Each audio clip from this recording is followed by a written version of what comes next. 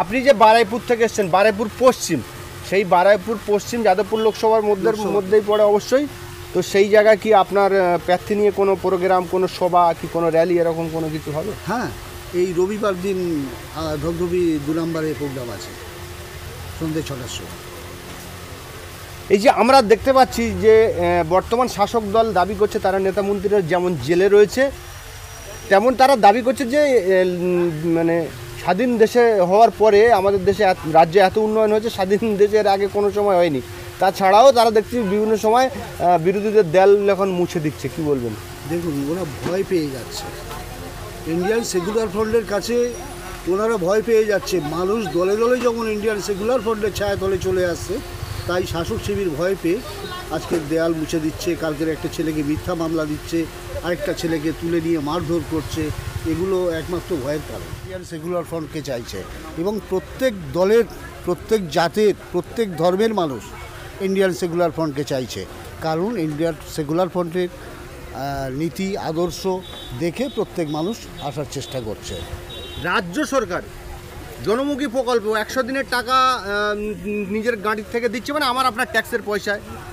তারপরে লক্ষ্মীর ভাণ্ডারের টাকা 500 থেকে 1000, 1000 টাকা 1200 করলেন। সরকারি প্রকল্পে এত ছেড়ে মা বোনেরা, সাধারণ মানুষ কেন আইএসএফকে ভোট দিতে যাবেন? দেখুন, সরকার নিজের কোনো পয়সা নিয়ে আমাদেরকে দেয় না, জনগণের ট্যাক্সের টাকা সরকার নিজেই খায়।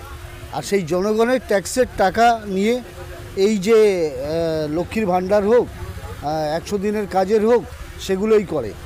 এর কিছুদিন আগে আপনারা মনে হয় জানেন, যখন সিপিএম পিরিয়ড ছিল, আলু ওঠার সময় তখন 5 টাকা কিলো ছিল, তখন 10 টাকা কেরোসিনের লিটার ছিল, তখন মনে হয় 45 টাকা পেট্রোলের দাম ছিল, 46 টাকা বোধহয় ডিজেলের দাম ছিল। এখন সেইগুলো তার 3 গুণ হয়ে গেছে। সরকার এখন মানে পেট্রোলের দাম আছে 106 টাকা। তো তাই সরকার আমাদের ট্যাক্সের টাকা নিয়ে এগুলো করছে। সরকার তো নিজের খাত থেকে কিছু দেয়নি। গতকাল কলকাতা হাইকোর্ট যে ঐতিহাসিক রায় দিয়েছেন, সেই রায়তে 26,000-এর মতো মানুষের চাকরি চলে গেছে। কি বলবেন আপনি? দেখুন, মহামান্য আদালত তিনি যে রায়টা দিয়েছেন সেটাকে স্বাগত জানানো ইন্ডিয়ান সেকুলার ফ্রন্টের পক্ষ থেকে মনে করি। তবে ওই রায়ের কপি যতক্ষণ না দেখা যাবে ততক্ষণ বোঝা যাবে না যে উনি কি পজিশানে এই রায়টা দিয়েছে, যে 4 মাসের মধ্যে তাদের এই টাকা ফেরত দিতে হবে। এবং তার মধ্যে সবাই তো দুর্নীতি করে চাকরি পায়নি, অনেক মানুষ তারা নিজের অধিকারে চাকরি পেয়েছিল, তো তাদেরও চাকরি চলে গেছে। এর জন্যে মমতা ব্যানার্জিকে লক্ষ্য করা উচিত। এবং যদি তারা মমতা ব্যানার্জি যদি লক্ষ্য না করে, ইন্ডিয়ান সেকুলার ফ্রন্টের কাছে যদি যোগাযোগ করে, চেষ্টা করব তাদের জন্য আমরা কি করতে পারি।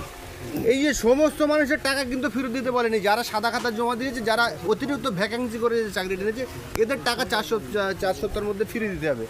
আর যারা যোগ্যতা, তাদের আরেকবার সময় দেওয়া হবে, তারা নতুন করে আবার পরীক্ষা দিয়ে তারা সেই চাকরিটা পেতে পারে। দেখুন, যারা যোগ্যতা, মানে উনি যে রায়টা লিখেছে, যতক্ষণ না আপনি রায়টা দেখছেন ততক্ষণ ক্লিয়ারলি কী করে বলবেন? রায়টা আগে দেখতে হবে, জানতে হবে, বুঝতে হবে, পড়তে হবে, তারপরে ক্লিয়ারলি সেটা বোঝা যাবে বা ভাবা যাবে।